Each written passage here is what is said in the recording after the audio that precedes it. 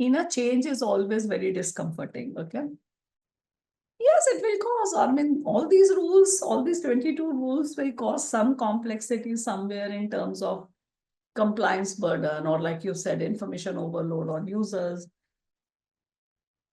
and many other aspects. You know, the apple cart is getting rattled finally at both ends. But I think I mean, don't forget the context to which you and I belong to, the country we belong to, the beautiful country of 1.4 billion people is a very diverse profile. You know, it has very diverse profile.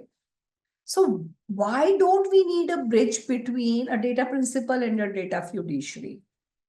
Okay. Why don't we need a consent manager who's going to ensure transparent consent management processes which are aligned to international standards? This is a must, and I'm so glad rule number 4 happened, which is registration and obligation of a consent manager. It's not going to complicate, it's going to smoothen, because right now I'm talking from the perspective of 1.4 billion people. And I know that I don't have to just always look for contact us on the platform of my data fiduciary, or I don't have to directly always say knock knock to data protection board. And I do have somebody or some entity which is going to stand by me, which is going to ensure that this consent process is very transparent between me as a data principal and data fiduciary as the entity on which I'm going to finally use something, or, you know, I'm going to use that platform. However, I do have some reservations as of now. My first and foremost reservation stems from, I'm just going through the Gazette of India, which says, point number 2, the draft rules, point number 2.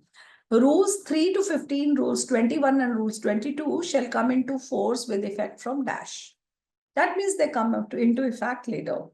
These rules, except rules 3 to 15 and rules 21 to 22, shall come into force on the date of their publication in the official gazettes, and other rules would be enforced later. And other rules may, this rule of consent manager, which is rule number 4, also comes. So you're giving me a tool, which is DPDP rule. As a data principal, I'm now getting this, protection through this kind of rule. You are putting compliance burden on data fiduciary, but the bridge is missing. Again, that bridge is consent manager who's supposed to be defined later or implemented later. So I think apart from establishing data protection board right at the outset, we should also immediately start the process of registration of consent managers.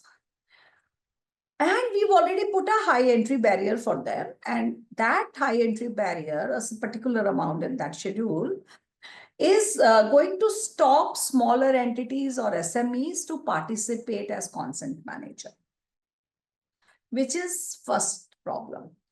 And second is, I already have some set of aggregators, account aggregators, who were always dealing with Aadhaar ID, etc. in my ecosystem. So why can't they be given a faster entry to register themselves as consent managers?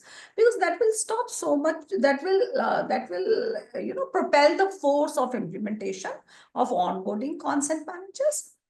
And third point which I have is that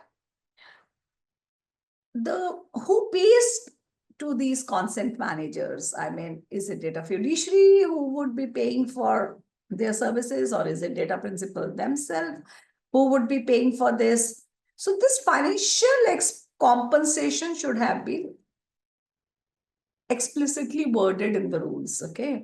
So this operational complexity for compliance is also my concern. So my concern is not that why they have been added to the whole ecosystem. My concern is they should have been added faster. They should have been added quickly. They should have been added with lesser compliance burden. And their role should be in sync with the financial compensation, which from my perspective, you take it or leave it, should actually be an obligation on data fiduciary and not on data principal. But if you have to ask me in just one word, are they going to complicate the ecosystem? No. Their job is to act as a rapport between data principal and data fiduciary, and I really welcome this rule 4.